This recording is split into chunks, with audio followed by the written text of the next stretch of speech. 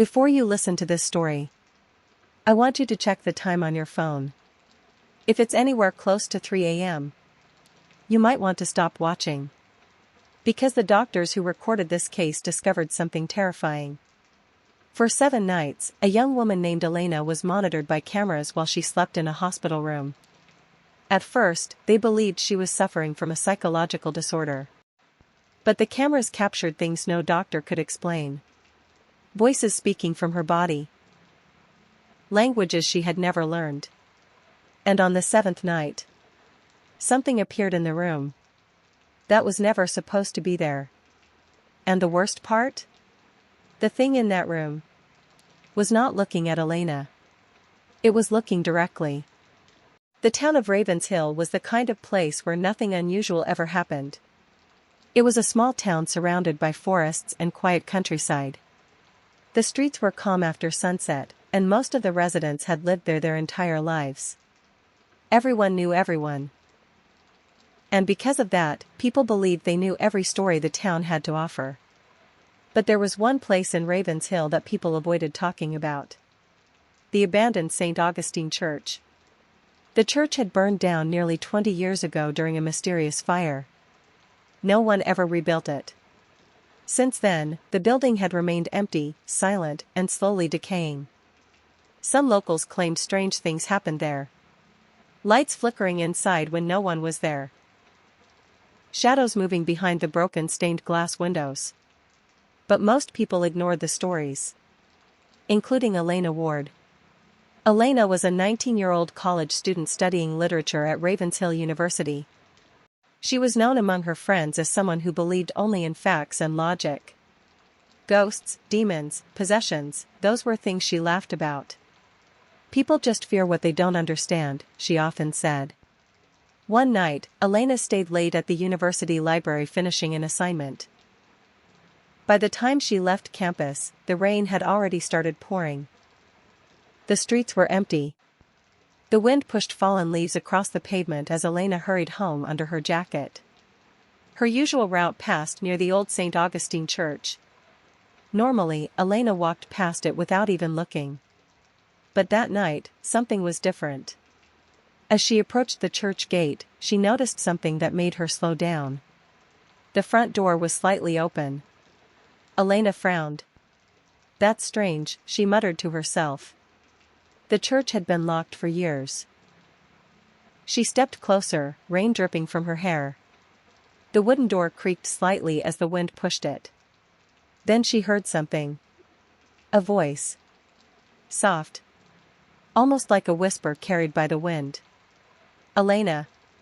She froze. Her heart skipped a beat. She looked around the empty street. No one. The whisper came again. "Elena." This time it was clearer. And it was coming from inside the church. A chill ran down her spine. Elena tried to laugh nervously. "Okay, that's weird." Curiosity slowly replaced fear. She stepped closer to the door. Maybe someone was inside. Maybe it was a homeless person taking shelter from the rain. She pushed the door open slightly. The inside of the church was dark. Moonlight slipped through broken stained glass windows, revealing rows of dusty wooden pews. The altar still stood at the end of the room, half burned from the old fire. Elena took one step inside. The floor creaked beneath her shoes.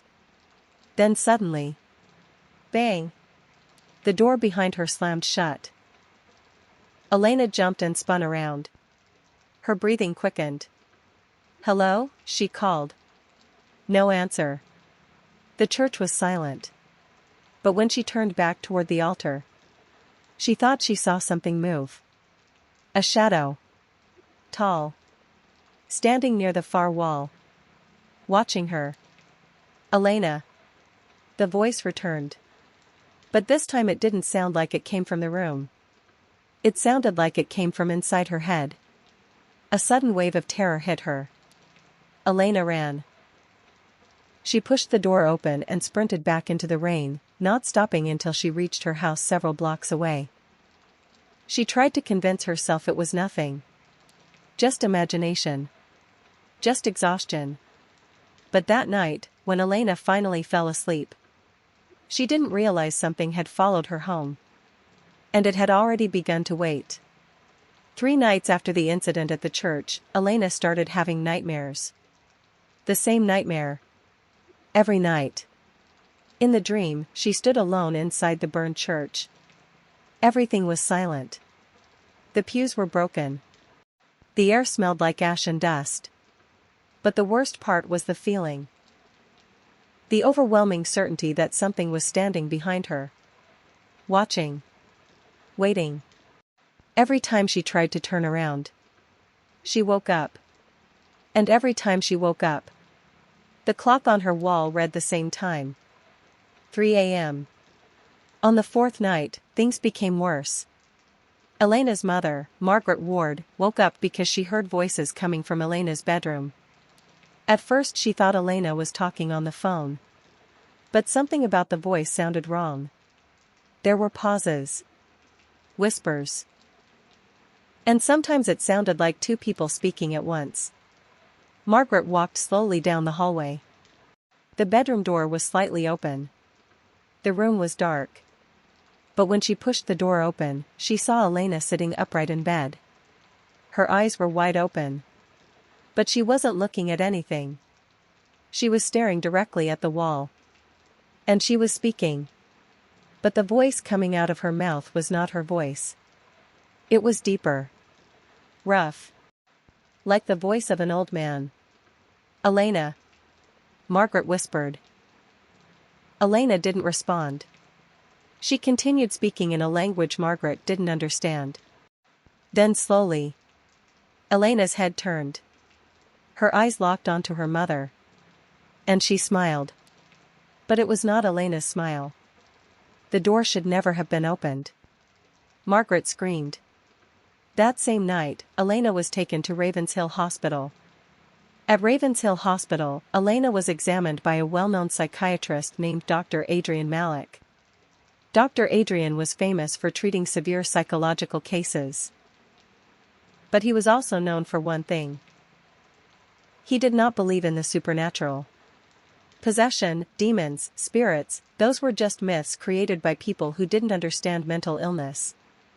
After several tests, Dr. Adrian gave his diagnosis. "Your daughter is experiencing a severe psychological episode," he told Margaret calmly. But Margaret shook her head. "You didn't see what I saw." Dr. Adrian sighed. Still, he agreed to observe Elena for several nights. To prove his theory, he set up cameras in her hospital room. 7 nights. Continuous recording. If this was a mental disorder, the footage would reveal it. But Dr. Adrian had no idea what those cameras were about to capture. The hospital room was quiet. A single camera was mounted in the corner of the ceiling, pointing directly at Elena's bed. Dr. Adrian Malik sat in the observation room across the hall, watching the live feed on a monitor. The digital clock on the screen read 2:57 a.m. Elena was asleep. Her breathing was calm.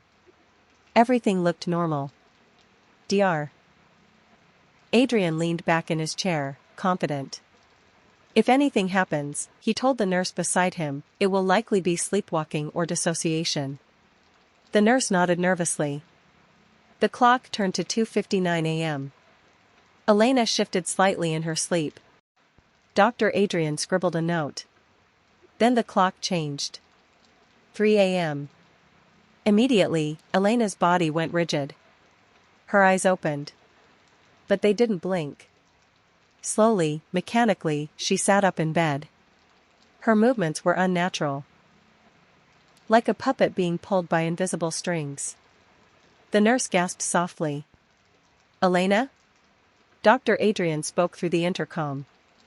No response. Elena's head tilted slowly to the side. Then her lips moved. But the voice that came out was not hers. It was deep, ancient, and full of hatred. She should not have opened the door. The nurse stepped back from the monitor. Dr. Adrian frowned but remained calm. "Possible dissociative episode," he murmured. The next morning, Elena remembered nothing. But the recordings continued. Night 2. Once again, the clock approached 3 a.m. Elena slept peacefully. Then the moment the clock changed, her eyes snapped open again. This time, she didn't sit up immediately. Instead, her mouth began moving. Words poured out rapidly. But they weren't English. Dr. Adrian leaned forward. "What language is that?" The nurse shook her head. "I don't know." The words sounded ancient. Sharp. Harsh. As if spoken by someone who had lived centuries ago. The recording was sent to a linguistics professor the next day. The response came hours later. Dr. Adrian read the email 3 times. The language Elena spoke was ancient Latin. A dialect rarely used outside of old religious texts. And Elena had never studied Latin. Night 3. By the third night, Dr. Adrian began to feel uneasy. But he still refused to believe in anything supernatural. At 3 a.m., Elena's body stiffened again. Her breathing became heavy. Then something impossible happened. Her back arched upward. Slowly, her entire body lifted from the mattress. Not much. Only a few centimeters. But it was enough to make the nurse scream. Elena floated there for several seconds. Then she dropped back onto the bed. Dr. Adrian stared at the monitor in silence. For the first time since the experiment began. He had no explanation. By the fourth night, the hospital staff had begun whispering about Elena's room. Some nurses refused to work the night shift near her. But Dr. Adrian continued the recordings. He had to prove there was a logical explanation. There had to be. Night 4. The clock struck 3 a.m. again. Elena sat up instantly. But this time, she started laughing. The sound filled the room through the monitor speakers. It wasn't a normal laugh. It was low, broken, and filled with something dark. Something cruel. The laugh slowly turned into multiple voices overlapping each other. The nurse covered her ears. "It sounds like more than one person." Dr. Adrian said nothing. Because she was right. Night 5. When 3 a.m. arrived on the fifth night, Elena's body twisted violently. Her spine bent backward at an impossible angle. Her head tilted so far back that her hair touched the mattress. Yet her face showed no pain. Her eyes stared directly into the camera. Unblinking. Then she whispered something. Something the microphone barely captured. "We are almost free." Dr. Adrian replayed the clip again and again. Each time the same cold feeling crept up his spine. Night 6. The sixth night was when everything changed. At exactly 3 a.m., Elena sat upright and slowly turned her head toward the camera. But this time, her eyes looked different. Dark. Almost completely black. She leaned forward slightly. And then she spoke.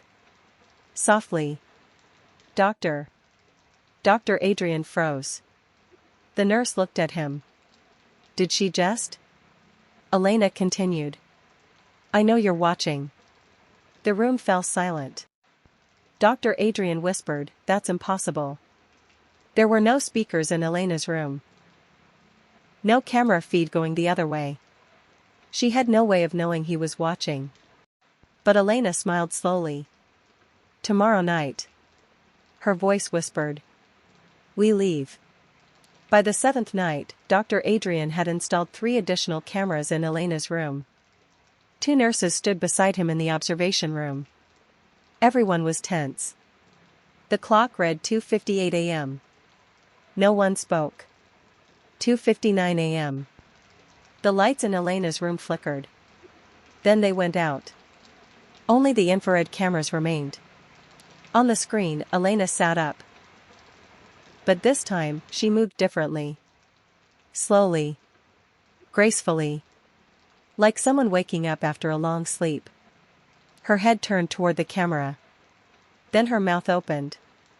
And multiple voices spoke at once. Not two. Not three. But many. Layered on top of each other. We waited, so long. The temperature in the observation room suddenly dropped. Frost began forming on the edges of the monitor screens. One nurse whispered, "What is happening?" Elena leaned closer to the camera. Her smile stretched wider.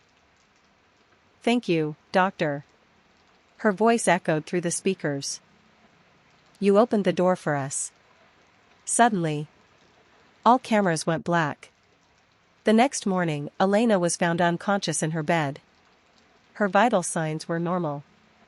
When she woke up, she had no memory of the previous nights. Dr. Adrian immediately checked the recordings from the 7th night. At first, the footage showed exactly what they remembered.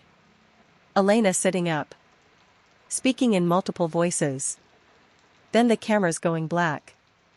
But when Dr. Adrian rewound the footage frame by frame, he noticed something. Right before the camera shut down, one of them had captured something behind Elena. A tall figure, standing in the corner of the room, completely still, watching. Dr. Adrian zoomed in. The figure was too dark to see clearly, but its head slowly turned toward the camera. And then the recording ended. 3 weeks later, Elena was released from the hospital. Her condition returned to normal. But Dr. Adrian's life was never the same. Because ever since the 7th night, he wakes up every night at exactly 3 a.m.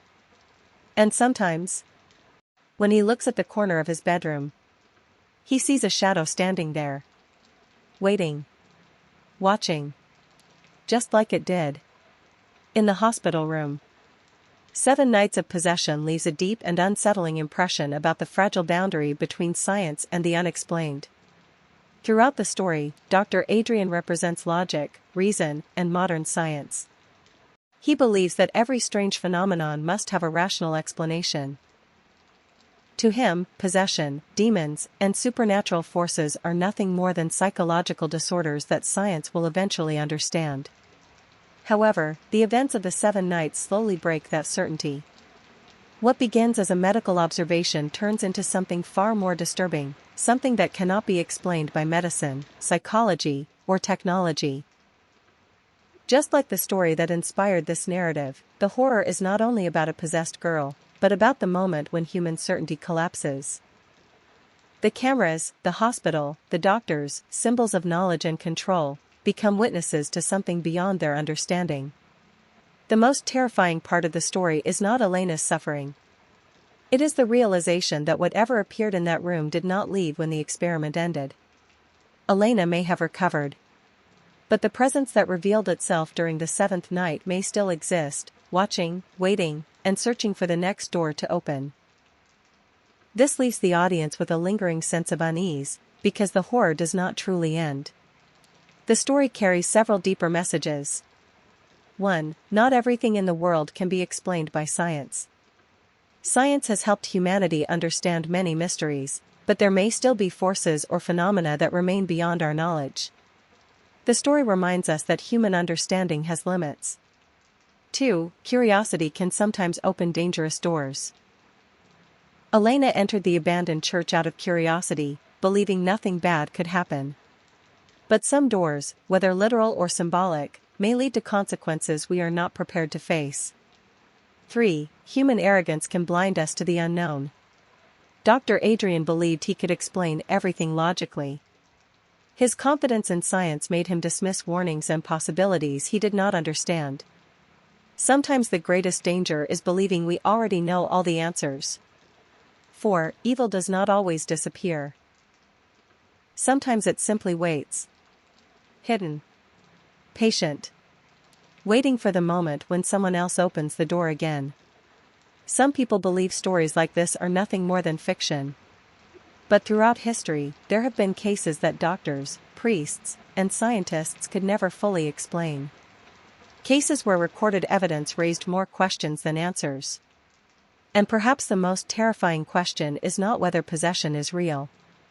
The real question is this: what if there are things in this world, waiting quietly in the darkness, for someone curious enough to open the door? If you made it to the end of this story, I have a question for you. Do you think Elena was truly possessed? Or was everything just a psychological illness that science still cannot explain? And what about the shadow that appeared in the final recording? Was it something real? Or something the cameras were never meant to capture? Let me know what you think in the comments below. I read every comment, and I'd love to hear your theory about what really happened on the seventh night. If you enjoyed this story and want to hear more terrifying cases and unexplained mysteries, make sure to like this video and subscribe to the channel, because the next story might be even more disturbing. And remember, if you ever wake up at 3 a.m. and feel like something is watching you from the corner of your room, you might want to check twice. Good night.